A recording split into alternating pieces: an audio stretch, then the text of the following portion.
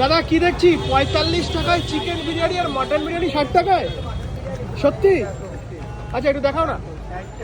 দেখো 45 টাকায় চিকেন বিরিয়ানি, চিকেনের সাইজটা একটু দেখবো আমরা। বাহ, এই রয়েছে সাইজ। কিরকম সাইজ গো? 70 গ্রাম। আর মাটন? 60 গ্রাম। মাটন 60 গ্রাম। এখন কি 45 টাকা চিকেন বিরিয়ানি পার্সেল হচ্ছে? বাহ, 45 টাকা চিকেন বিরিয়ানি হচ্ছে এখন পার্সেল। জাস্ট দেখো কোয়ান্টিটিটা তোমরাই লক্ষ্য করো, শুধু দেখো। অনেক মানুষ কিন্তু দেখতে পাচ্ছি, পথ চলতি মানুষ বিরিয়ানি পার্সেল করে নিয়ে যাচ্ছে। অনেকেই কিন্তু ভাবতে পারে না যে 45 টাকায় চিকেন বিরিয়ানি হতে পারে, তাও আবার কলকাতার বুকে দমদমের মতন জায়গায়।